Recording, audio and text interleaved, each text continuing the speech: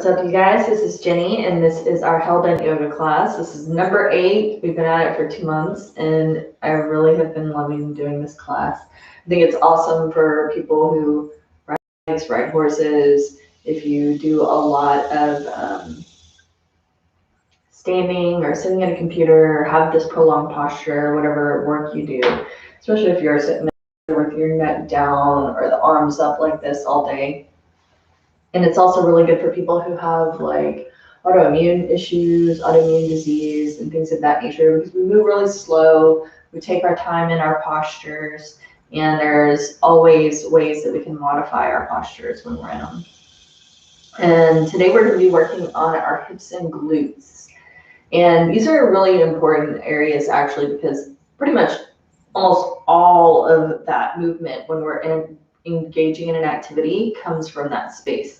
And especially if you spend a lot of time sitting at your desk already, by the time you get on your bike or you're doing some of these other activities where we again have to sit, it can really compromise our body. And it's really funny because the name, it cracked me up. What did they call it?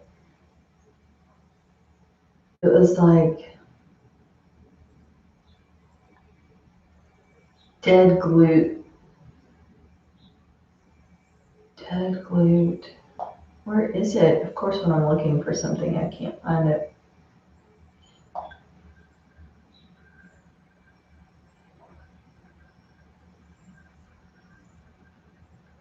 Oh my gosh, who cares?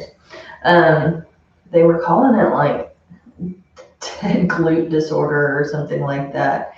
And, you know, we've all been told, like, when you sit all the time, like, that's a silent killer. We've been told that when you sit for prolonged periods of the day and you don't, like, get up and take any kind of action or activity at all, that really does shorten the length of your life. And we really don't want that, and we really want to be able to, like, feel comfortable on our bikes when we get on them. We don't want to be feeling that discomfort in our glutes or in our hips when we're sitting on our bike.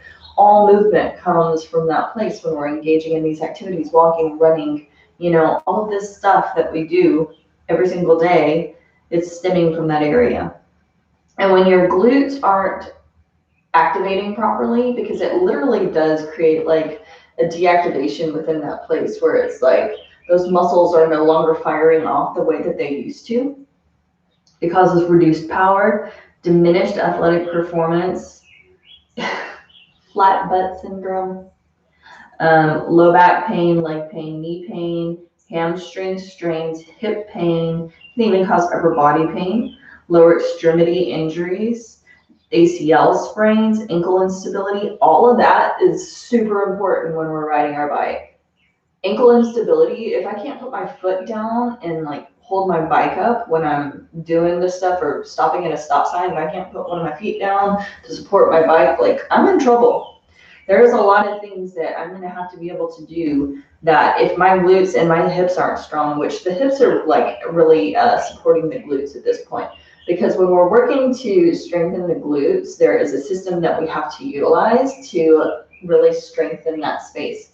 And one of the things that we have to do is just a light, gentle stretching of the hip flexors, because supporting those hip flexors are supporting our glute strength, right?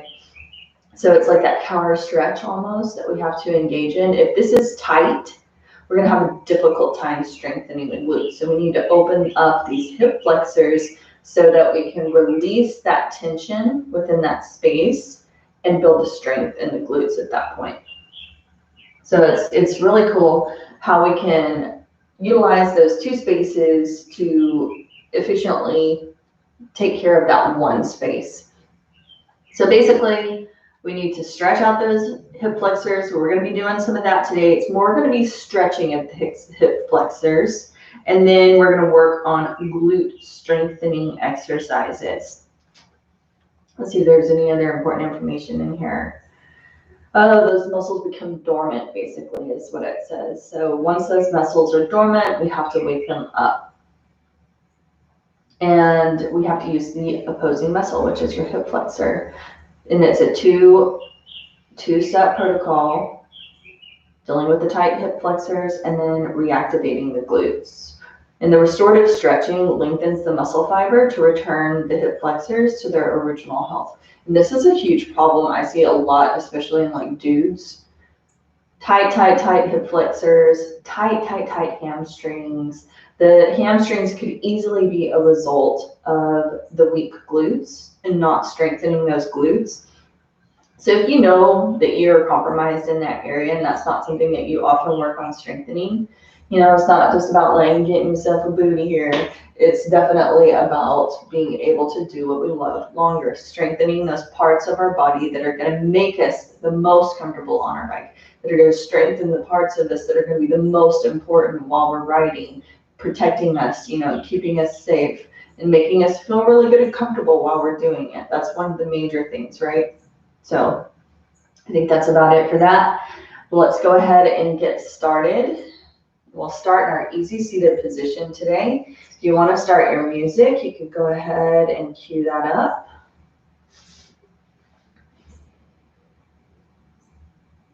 And we'll just start by coming into your breath. Close your eyes. Draw your attention, your awareness back inside. Drop your shoulders back and down. Lengthening through the crown.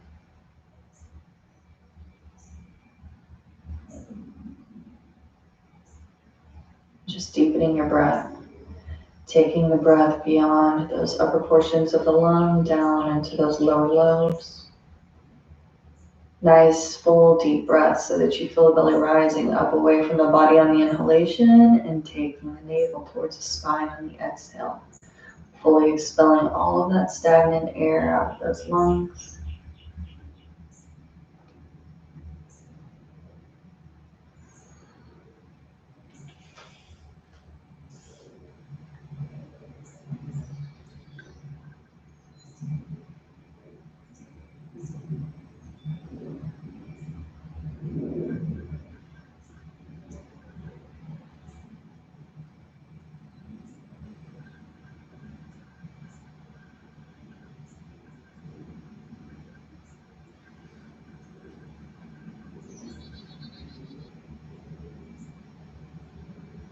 Super slow and gentle. Whenever you're ready, we're going to open up those eyes. Make sure you have some water handy or whatever it is that you need. And we're going to start with those gentle neck circles. So remembering to just be really gentle with the neck. If you've had any surgery, if you're compromised in any way within those discs of your neck or the vertebrae of your neck, be really gentle and careful here, okay? And listen to your body, never pressing yourself into pain or tingling or numbness. Inhale deeply. Exhale completely.